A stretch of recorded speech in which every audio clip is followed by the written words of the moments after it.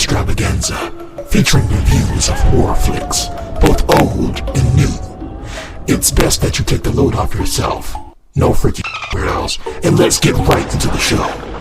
And now, for your host. Once again, much thanks to my creepy intro guy for bringing me in. Greetings and much frightening salutations to all you podcast listeners, and welcome back to the ongoing horror movie extravaganza month. As I am the master of ceremonies, the Western Wonder, I went out for a lengthy hibernation period, but I'm back with another film to spotlight. Another installment to a well-known franchise, that is. If you have to say this movie's killer's name 5 times, then you better be ready for the consequences to come. Candyman is his name, and double-hooking naive and stupid people is his game. I'll return my review after this quick spell you may know as a trailer. Ma'am, there's bees around you. Just don't lose your skin like that when we didn't be kind to the bees.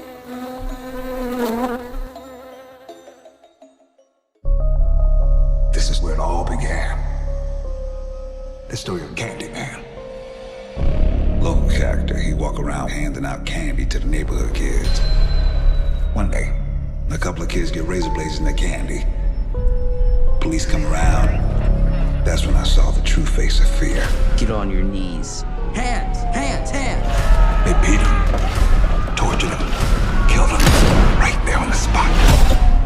A couple weeks later, more razor blades and more candy. He been innocent. So he's real? Candyman ain't a he. Candyman's the whole damn hive. If you're out here looking for Candyman, you ask me, stay away. I feel really connected to this story. Go on. Right here, in this neighborhood, the legend started. And the legend is, if we say his name 5 times while looking in the mirror, we could summon him. Summon the Candyman. Hell no. Candyman. Anthony, no. Candyman. Stop. I don't want to get creeped out in my new apartment before bed. Candyman. Black people don't need to be summoning. I dare you. Don't say that. Say his name. Candyman. You better not do that last one. Candyman. You want to be a part of the story, right? No. Say his name. Candyman.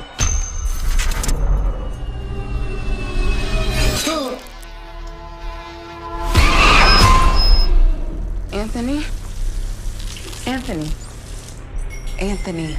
Are you okay? Anthony. What the hell is going on? Anthony! This neighborhood is haunted. I think I made a mistake.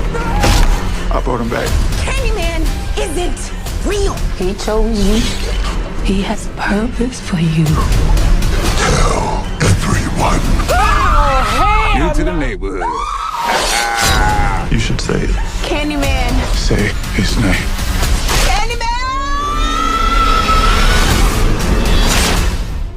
And we're back on this regularly scheduled podcast. As always, there will be spoilers ahead, and certain aspects of the story will make sense if you've seen the first Candyman movie from the 90s. If you haven't, I'll be intertwining a similar theme within both old and new takes. Now, breaking down the plot to the best of my ability. The story revolves around a man named Anthony, played by Yahya Abdul-Mateen II. Definitely not a junior, folks. A talented artist based from Chicago, more specifically a now demolished housing establishment known as the Cabrini Green, who gets entranced with the lure of Candyman, for better or for worse. And what I mean for worse, I mean that a lot of the people that he interacts with daily, including his girlfriend Brianna, played by Teyonah Parris, don't believe in the Candyman story.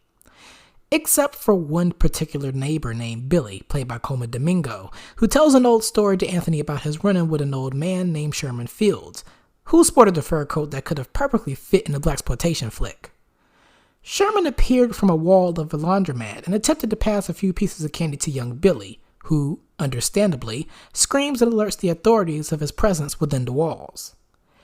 After a false accusation is thrown to the frightened Sherman, the police brutally beat the old man to death and can apparently have his soul summoned through the form of Candyman, basically meaning that you have to call his name 5 times. Personally, I would not recommend doing this after watching this movie, so you're running at your own risk. After a while, Anthony notices changes happening to his body after a bee stings him, and eventually gets the horrifying realization that he's becoming yet another form for a Candyman. Will he break the curse of the Candyman form, you may ask? Absolutely not. It's impossible really, but an interesting transformation throughout the film. Candyman, the modern version, as a whole, has a balance of positives and negatives to pick apart. Starting with the negatives. 1. Not enough blood and gore in this movie compared to its predecessor, or predecessor since it's a franchise. I don't exactly know the decision behind the lack of blood in this movie, but that was a bit of a disappointment compared to the first Candyman, where the hood madman was ruthless, unapologetic, and left the blood bath wherever he went. Well, at least in the places where he struck blood. I mean, gold, at least. It could be endearing that this film doesn't rely on heavy gore for its grotesque aspect of it, as the most cringeworthy and skin-crawling moment, or moments, are during Anthony's transformation into a Candyman figure, especially when he has to pick apart dead pieces of his skin. He needs some milk. Not a pretty sight at all.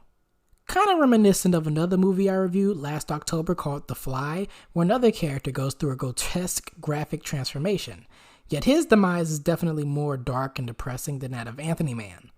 But check out that review when you have the time. Anyways, another negative, a lighter note compared to my past issue, was the Candyman format.